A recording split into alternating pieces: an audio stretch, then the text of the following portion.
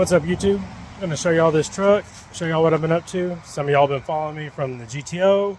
Some of y'all follow me from Rosie the tractor. Just let y'all see what I'm up to now. Might not make y'all smile, it makes me smile.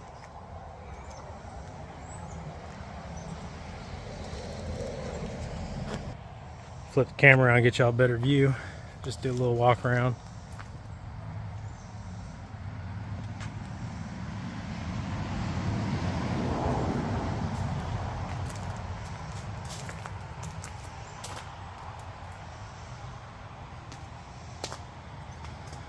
I got some videos coming up, the air suspension operating. I got some up closes of the axles, front and rear, how I did it, what I used. If you got any other questions though, I guess you'll hear me say later. Leave them in the comments, let me know. Don't worry about that bed line. Right now, we are not fully anchored. As you can see, that bed corner is not mounted. I am highly debating making it some type of dump bed, so we'll see if that comes to fruition or not. Alright, under the hood I got a Cummins 5.9. That is the ATS Aurora plus 5K over the stock turbo. Let's see from over here. I've got the PPE dual fueler. I believe it's got 100 horse over injectors. See the old intake horn. I've been holding on to this stuff for probably 10 years. If you look way back in my YouTube videos, you'll see an old video of this truck and a Dodge 3500 dually pulling some concrete steps. But this truck had 10.5 inches of lift back when it was on its original GM frame. I sold that to some guy in Louisiana, and then it sat just kind of the body sitting around for 10 years. And I finally put it on a Dodge 2500 chassis. Let's see where I had to do all that stuff.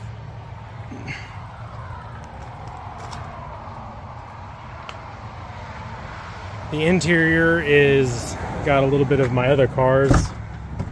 That is the Recaros out of the Cadillac. That is the rear seat out of a 2014 Chevy. The dash is out of a 2019 Escalade. I've got the center console, the push button start, everything. Since there's so much Dodge stuff, that's actually the Dodge HVAC ran through here. I had to make all new ductwork out of fiberglass. All this wiring is the Dodge wiring pulled through here. That's why I've got the Dodge steering column.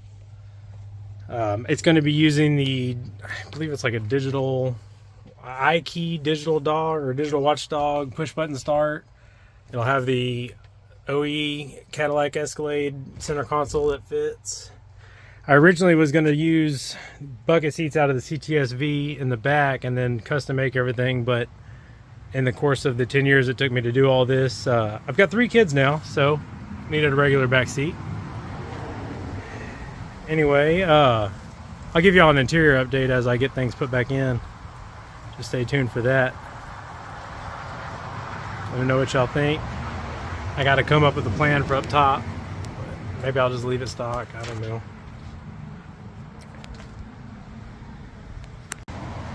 Figured I'd get a little up close and personal down here. So it's just the normal Dodge, what do you call it? AAM axle for the brackets and stuff. This is the Barnes four-wheel drive offset panhard bar kit. It runs up there. It comes with that bracket, and then you cut your bars to length. These are the 4-link brackets. I bought 4 of the 3-hole adjustables, and then on the bottoms I found out where I wanted it, and then I cut off the rest just for clearance. The shocks are just some Summit Racing shocks, or no, excuse me, they are Superlift Shadow shocks, bought them from Summit. And then I used the Barnes 4-wheel drive pre-cut tabs. Those are not for the shocks, those are actually just some random, I don't remember which one they were, but standoff tabs. I use those here as well. That I use these as a template, and then I plasma cut a little bit larger ones to give me some bump stop brackets. See what else y'all might be interested in. Haven't finished up the rear bumper yet. need to. It's starting to rust. Same thing on this side.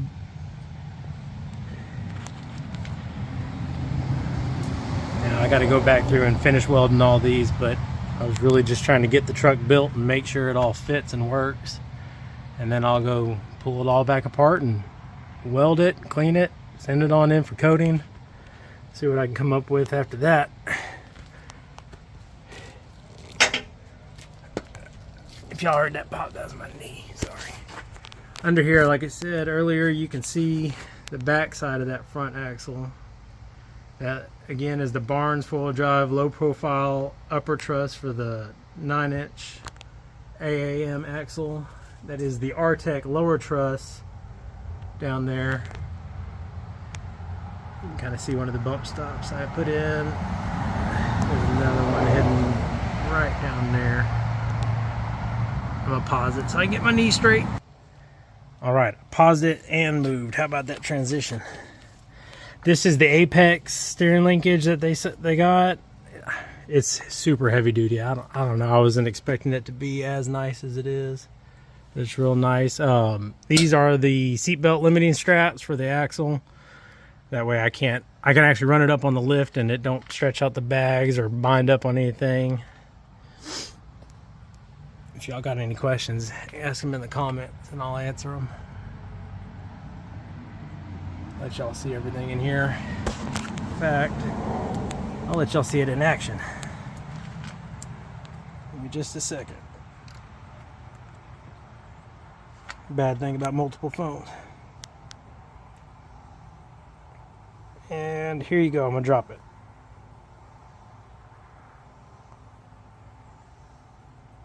Maybe.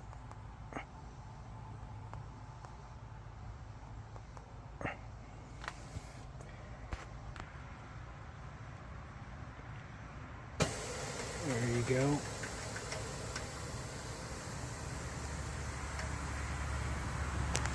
You see the front air is down nice and even. Everything's clear as well. Don't worry about that bump stop. That little bracket hasn't been welded or fitted yet. So that is sitting on bumps. Let's go to normal ride height.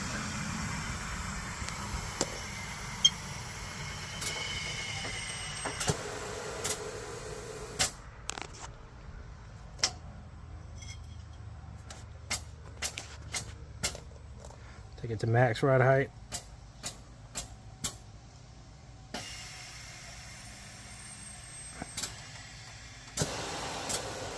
One thing I didn't realize, but it makes absolute sense.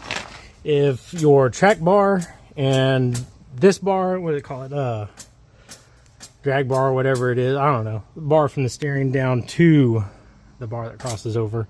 If they are at the same angle, your steering wheel will not change whenever you drop. Like the center of the steering wheel will not change as the truck lowers down, because as it does, the bar pushes over the axle at the exact same that this thing technically gets longer as its radius drops down. So it just happened to work out. I didn't plan that, but I'm glad it did.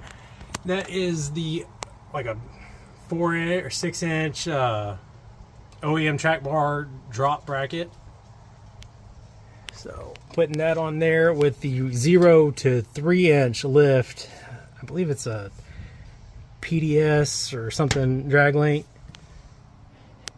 It just happened to work out perfect with the amount of lift I got and the Apex setup. See what else I can figure out for y'all. Enjoy the next crazy transition. Okay, well, I couldn't think of anything else to show y'all, so I'll give y'all an update in the future. And in the meantime, I'll let y'all see it run one more time. Gonna air it out. Maybe. Gotta love technology.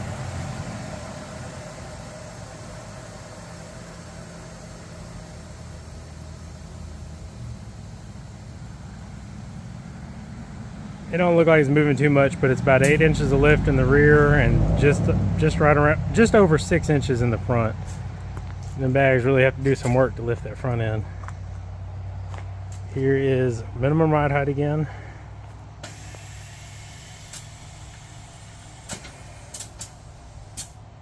That height right there gets it just off the bumps. You can kind of see right over there, about a ½ inch off the bumps. It gives me about 65% of my steering, and then, you know, looks cool when it's a little bit lower. That's my knee again. If I go to my normal ride height, see if I can't find something for y'all to see. Go to my normal ride height. When I get to here, you can see I get quite a bit of clearance starting here. And at this height, I can get almost 90% of steering. So driving down the road, doing anything around town, got more than enough.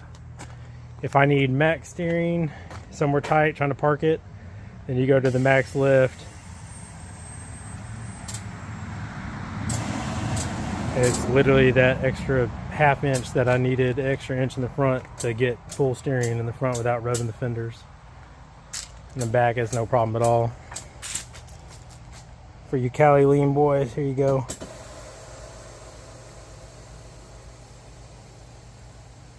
I don't know why y'all like to see that, but whatever.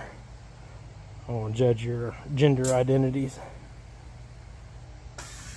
There you go. Let's get out of there before we get accused of being something weird.